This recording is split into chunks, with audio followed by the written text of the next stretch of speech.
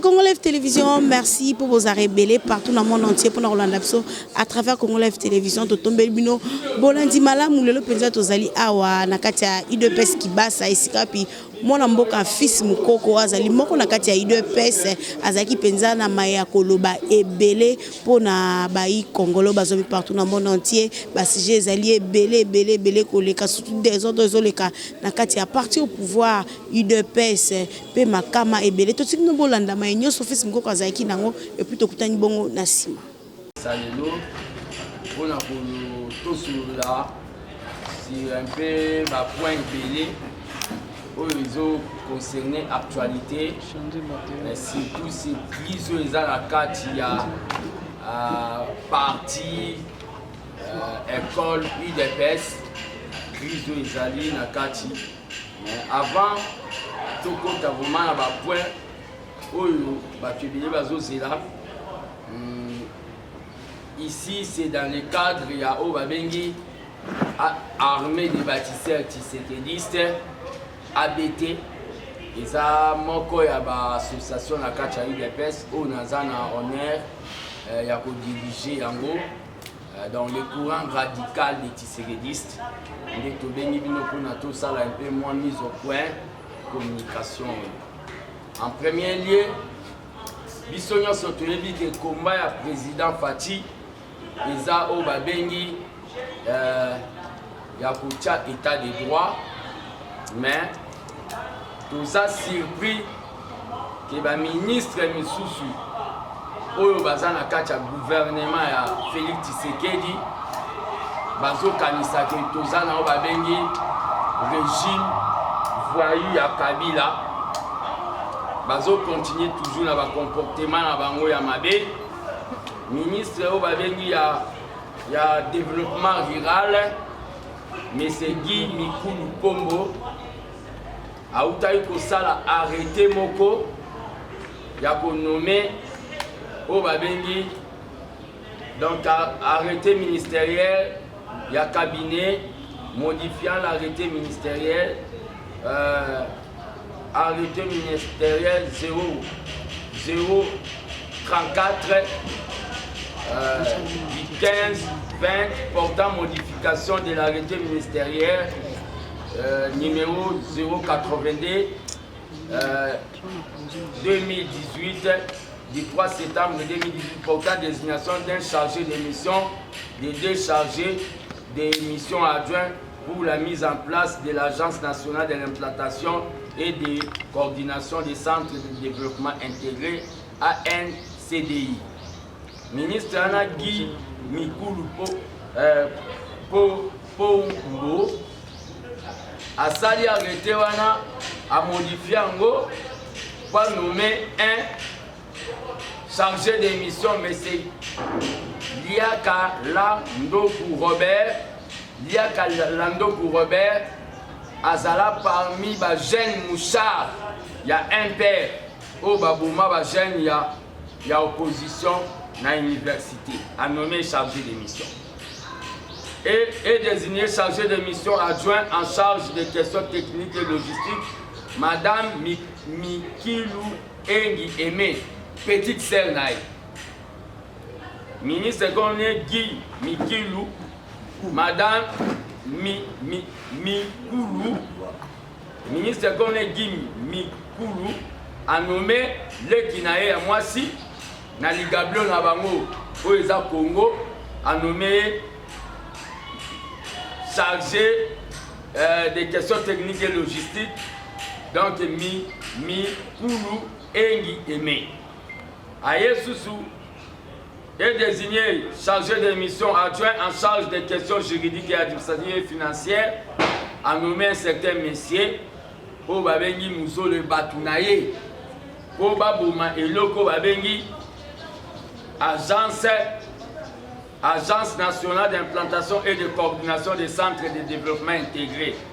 Agence Wana mission Nangwezanini, Ils ont pour mission d'accompagner les populations vivant dans les milieux reculés, de s'auto-prendre en charge. Idée à Tshisekedi. Vous devez vous prendre en charge à travers des actions de renforcement des capacités, les échanges d'expérience et la promotion de l'entrepreneuriat, ou soit faire développer les milieux ruraux. Donc, programme à présent fait la lutte contre la pauvreté, mais le ministre Wana a lingui, a torpillé, donc a bébisa, donc a tia frein à le développement, donc a nommé nous Batu Oyaye, ok, agence ESA et Loko Oyo, reconnue par l'État, structure autonome, il y a pour soutenir la lutte contre la pauvreté. C'est pour cela que nous interpellons déjà le conseil spécial chargé de la lutte contre la pauvreté, J.D. Badi Banga, à Kokakoko, Tanali Kamboyo, Makambo, ministre Azosala, Ezao Babeni, anti-valeur auto-combattant pendant longtemps. Pour que nous soyons là, qui nous moi aussi, qu'on nous met chargé de mission, déjà, Eza et loko, to côté les mélango makasi, na armée des bâtisseurs, Nao Tobengi Kalate, caravane anti-corruption et contre les antivaleurs au Touroussalis. Et en deuxième lieu, Tozo Lingato Lobela, Likambu Oyo, des fois, et ça les polémiques, il y a Balobi qui est ministre Moya Mwasi, il y a FCC et il y a Cash, na ministre Moya Mobali. Il y a FCC Bakomi Bamakamu Balingani.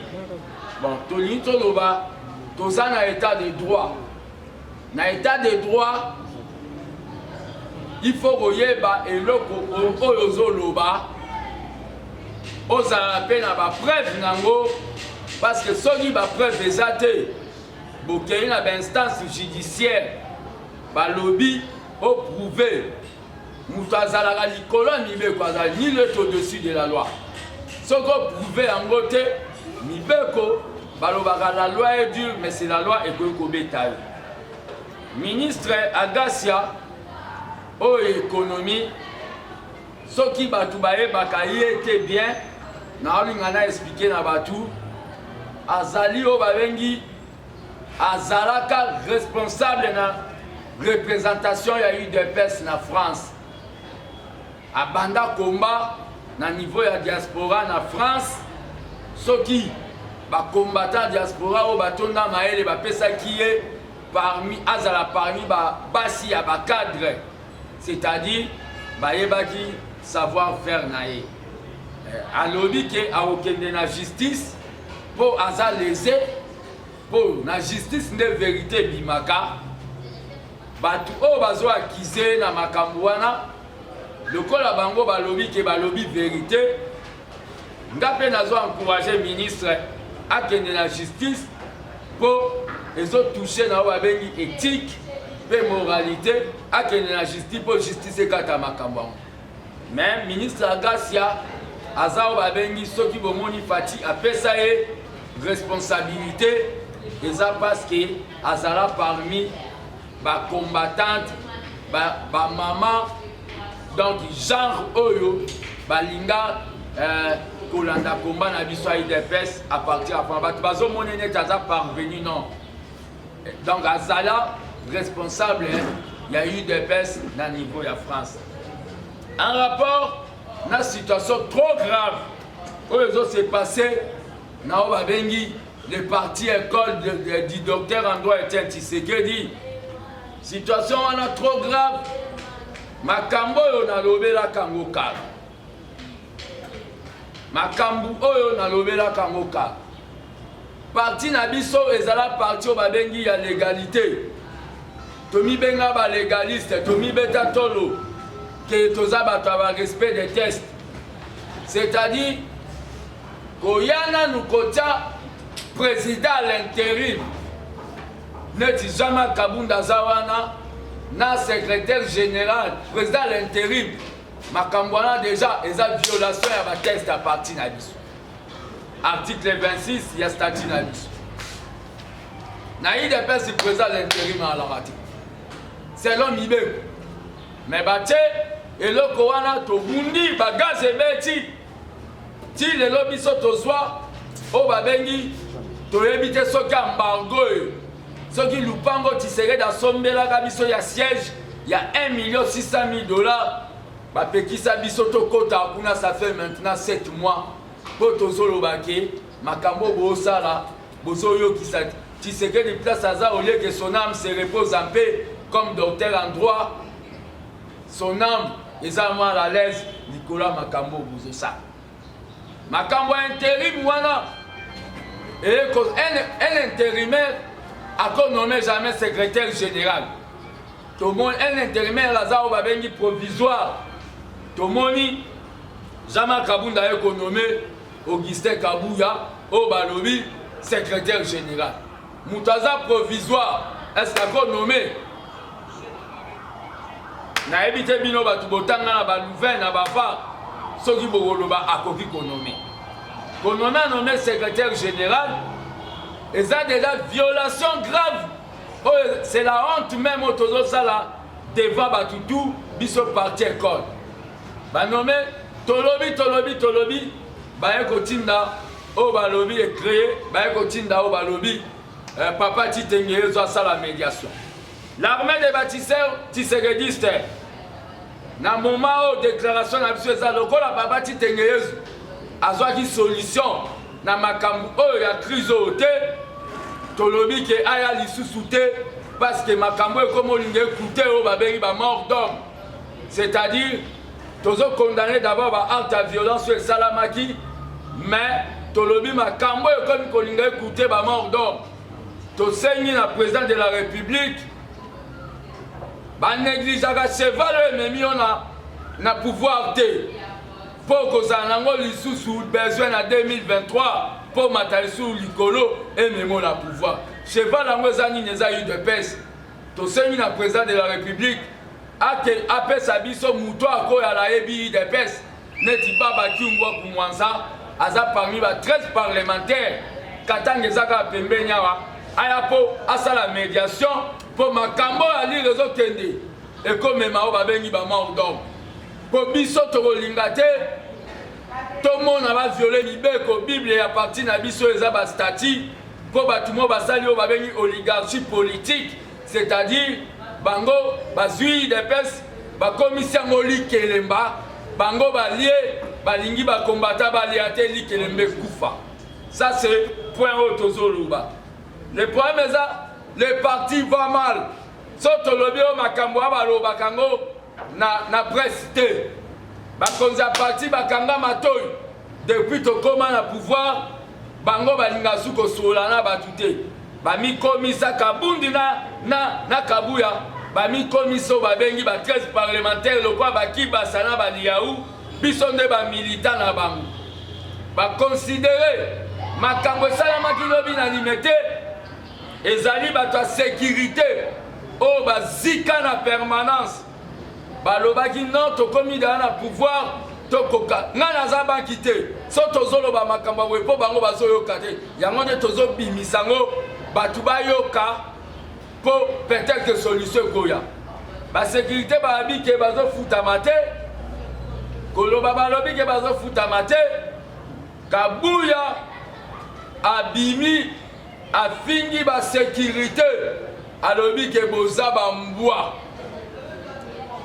bacombattant oyo bandima bakengelaka temple de la démocratie ofingi bango boza bambwa bajeune na force du progrès bango basengaka na bango ministère te basengaka bakende na bango kisoldat mpo bakengela ekole or ke kabuya akendaka kuna na cité de loya kofina dossier na bango bajeune na force du progrès baye eloko esalaki désordre esalama kabuya ke amati likolo ya siège ya permanence azotya bango boye azoseka bango mbala moko kanda ekobima esali ke makambo esalama bacombattant donc alongoli mpe elamba mpo abunda na combattant moyo handicapé komone Boudjimi ate kaka libosa permanence à Panzi biloko naye. Pour votre information, comportement à Kabouya c'est de trop. J'ai un grand frère, Aza président cellulaire, Yama Ziba, na debanom comme on est Joska, Kasongo Joska. Kabouya a beta, a tinda bagarde ba beta, grand frère nanga Iwana. Grand frère nanga Azwa o babengi, choc na lokolo, na permanence. Na tala yango, na boya ko réagir, pour batu bakoya kolobaki, a sali réaction à la ramuta vitale. Mon grand frère Kabouya Tinda Babeta et puis à Longo et la Gaïpe Lamba Pobabou. Ça c'est quel secrétaire général? Je ne sais pas. Problème sous ces alliés, bah combattant IDPS, na mini toyo, oh y a représentation, bateau babanda kolinga kotindela, banda kotindela bisombongo, na bilamba au moment ba na ba famille na bango, baya wa Kabouya sabota bango, mingi bazonga na ba poto. Na ba déception, na ba douleur. Toujours au babengi oligarchie politique ya Kabundi na Kabouya. Toyeko kende lisusu. Kabouya balakisi vraiment baza babengi une incompétence notoire ya ko diriger parti, il faut ba démissionner. À part ça, basalisa bana batu ya ba protocole au balobi, basalisa bana batu ya protocole formation et puis ça que banana ba protocole bazwa misalate Kabouya koma ko kende ko recruter batu oyo ya kotinda na o babengi 70% ya para ba combattant l'église na ba o ya Shekina place à Samela batu ya zo kende recruter pour tinda na misala bangwa na église na bangwa Shekina. Et à part ça, les partis du peuple nu de pes eza soni mingi oligarchie politique ya Kabouya na Kaboun bakoka kosalo babengi escroquerie des pauvres. Plus de 17 000 combattants bazwa formation, ceux qui ont babengi formation pour la misala so basala na année 17 000 bêta calcul fois $5 ya brevet na basilabis bazwa misala te tilelo. Plus de 17 000 personnes. Bomba mabe. Et ça, oh, on a zoloba parce que trop c'est trop aux abanquité. Plus de 17 000 personnes. Bah, paye ça $5 ma pauvre combattant. Pour ma formation, ma misala. Si le lot va misala. Et les Kiwana, et ça pas si mille. Parti de pes. Quand Kabatouana, Bakabouya, Bakaboun. Na plan na bango ya koboma parti bazo kende ko salo balobi ba dédoublement ba nomination mo boyo balobi ya anarchique na ba fédération à travers intérieur konomé batu na bango mo boy. Donc ba biloko ba ke sala yango na kota désordre na kati ya parti. Ezama amin parti de pes pendant une année soki 2 ans batu batikala na ba récit ya ba carte ba récit pe zuluke pasuka ti lelo bazwaka ba carte biométrique mais bazwa mbongo bazwi mbongo ya batu ti lelo bazwa ba carte te mais tozoyo kake association ya Jean-Marc Kabound oyo lobe ko koma parti politique na e kombo nango décision finale ezala na Kingabwa kuna bazopesa ba membre o bazokota na association na e ba carte biométrique mais na parti ezate. Et ça m'a mis pour IDPS parti école, visibilité parti drapeau, Maputa, Yelonga Fati Biloko tout, et ça la Maakaka, ceux qui toza la manifestation. Formation à combattant, et à la kate, ma matinée politique, au lieu de la va bénir débat pour construire. Pour tomber ma partie, ma matinée politique et comment on va venir mettre à Vatican, Papa Zabuna Gagni, Alléluia, ma combattant Bazongsi, Amen. Donc ma matinée politique et comment on va venir monologue. Et Zama wa mingi, kofinga ba combattant, on va pesa makila na bango, pour la partie au benga bango bangwa. Atika kokos opinion que Cheko Beya, na Jekmen Chabani, Bayaki, na batu po ba assassiner. Non, ngai boyebi na lobaka vérité non et non et non. Le problème est ça. Un secrétaire général, un président à l'intérim, bakende kozwa mesure ya munene ya kolongolo babengi président ya CEP, organe mobimba o babengi commission électorale du parti, balongola Chekmen Chabani po ba nommer batu na bango mo na ba rankino baza nango contre ba combattant tout bazo kanisa baza la vérité pe son de cloche mususu balongola Chekmen Chabani. Chekmen Chabani yenda dirigeant qui CEP lelo qui dépêche et soit à 42 députés peut faire comment à pouvoir. On ne change pas l'équipe qui gagne. Bazo lingaba longola Chekmen Chabani pour na intérêt na bango oyo bayebi. Yango le tobengi bino lelo poto yebisa bino combattant botika sentiment. Botika sentiment. Les hommes vont passer mais l'IDPS restera. Les cadres, Pongwa Leka, Mutanda Leka, Masamba Leka, Mavungwa Leka, Bao Pebako Leka. Botika Rokoma ba combattant ya batu. Bozande o babengi ba combattant ya idéologie ya Tshisekedi. Botika Rokoma ba combattant ya batu. Bokominde ba combattant ya batu. Muto a moto tenzambe nde moto ko trahir yo. Botalande bazobo ma parti. Na loba kango to sala attention konakata chombe kufa. Iferi anguze kufa. Palu lelo esila to sala attention. Pesa o balobia papa Olivier Kamitatu ekufa. To sala attention. Na liro bazo me ma parti. Au lieu de commander ANC, Seko la Seko, toko risqué, to soukalanzela, pour ba incompétent, bazali kolo à parti, pe balingi, kolongwate, bazui de pes, cop na bango, ba comme ici ba combattant, le col la ba brouette, ba memeli bango ba brique, ba toni immeuble, au lieu ba tata brouette na magasin, ba tigi brouette libanda, brouette bandi kopola mbula. Ba combattant baza délaissé bazo ba place à Kosimbate na songi sous Koloba président de la République malgré que oza au-dessus de la mêlée na minute oza sous net na exercice mais tozo senga na yo otin de la biso nouveau médiateur n'a proposé papa Kungwa kumwanza po azala o babengi Kungwa kumwanza baba ya Katanga aza parmi les 13 parlementaires à EBI DPS pour retrouver solution à Makambo. Sinon il y aura beaucoup de morts d'âme parce que trop c'est trop torolingate to épuisé 5 ans batumobo boye babi melabiso baganka film babi melabiso barambo to sengi me titenge yezu akokaki na ete na sengi baba Kungwa kumwanza aya ko sa médiation na Makambo ya IDPS parce que ekomiko pesa biso passe ekomiko pesa biso pasi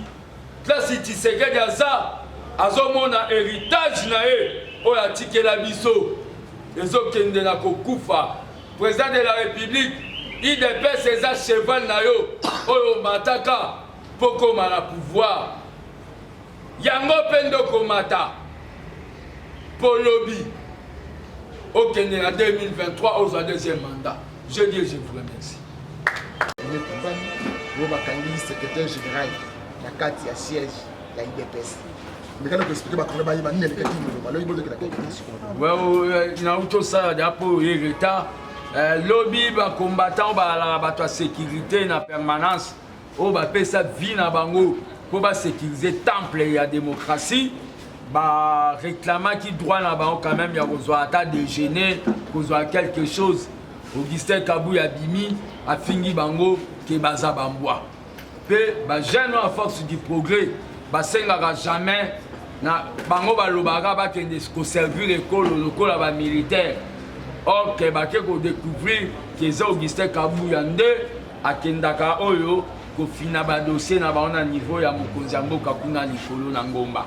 Yango nde pesi ke bayaki po ba revendiquer yepe a longole lamba kwa kundana combattant mo handicapé comme on est Boudjimi yango nde baincident esalamaki mpona okenda mokuse tozoyebisa kaka mokonzi ya mboka ke banegligeaka cheval oyo emema oyo na bokonzi te cheval wana eza UDPS yango nde komema osu na 2023 le parti va mal le parti va très mal nga tant que gardien du temple ya démocratie mpo kimi ezonga bato mibale kabuya na kabundi fo batika biso na parti na biso mpo bana na baintention ya mabe bato bakombata batika kozala oyo balobi bakombata ya bato bazala bakombata ya idéal mpe bayebake botika kozala bafanatike nazosenga lokola Titenge Yezu papa Titenge Yezu akokaki na ye te nazosenga médiation ya baba kingwa kumwanza aza moko ya basekrétaire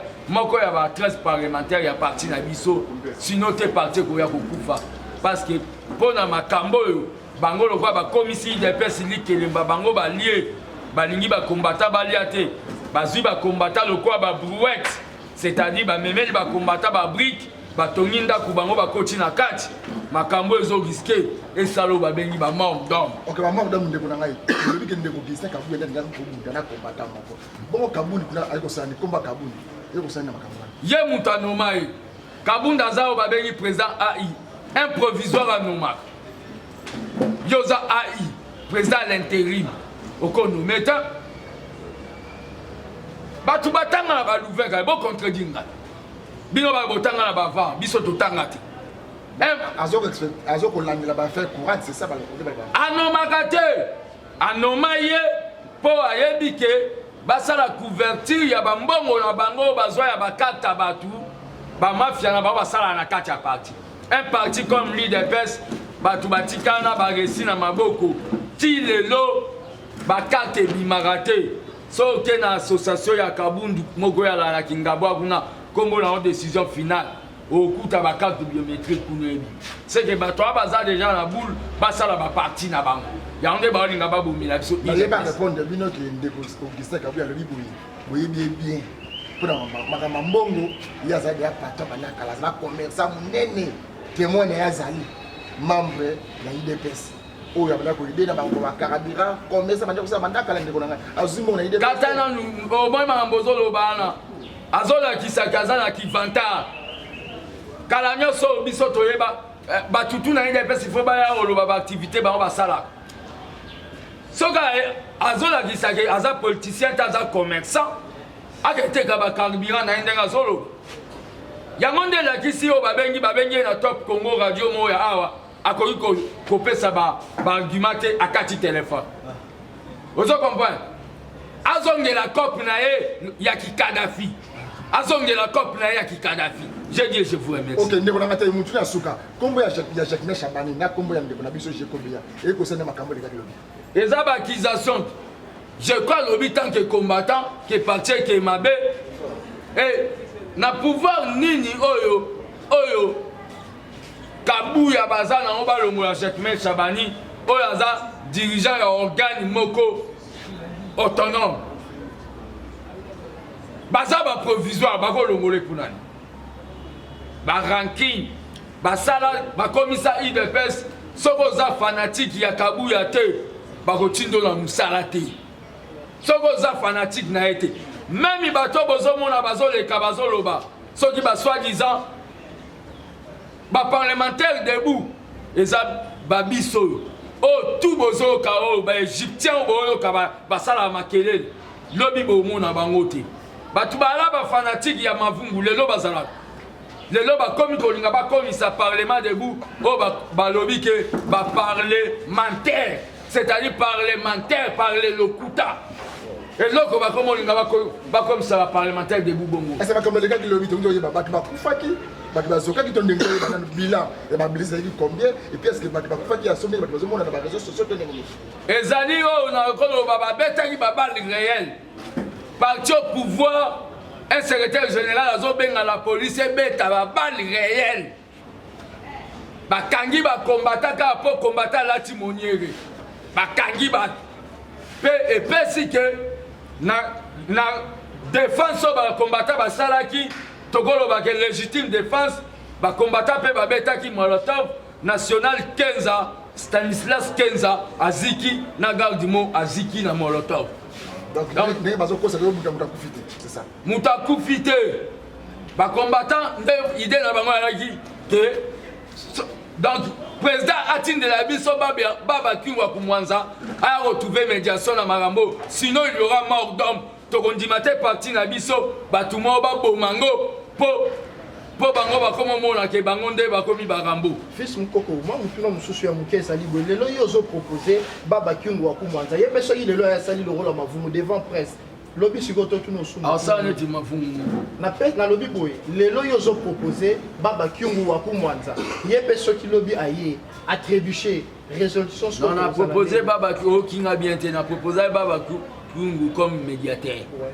Pas comme secrétaire général. Non, on a 4 médiations. Non. Netiti Tengezu baba Kungu aza 13 parlementaires à UDPS. Ayebi ba tempérament pe ayebi ndenge biso to kanisa. Titengezu aza membre à UDPS. Mais bango bazala pour décentralisation qui lobby mboko e kabwana. Non. Waneza ba propose olingo memanga tozala na ligne ya communication na nga lelo décentralisation et ça on va bengi sécession té. Biso na UDPS toi ba fédéraliste, c'est-à-dire décentralisation à outrance. Baba Kungu azonga dans la logique ko azonga ezake amona ke moko ya bana o ya bota politiquement azubu konzi.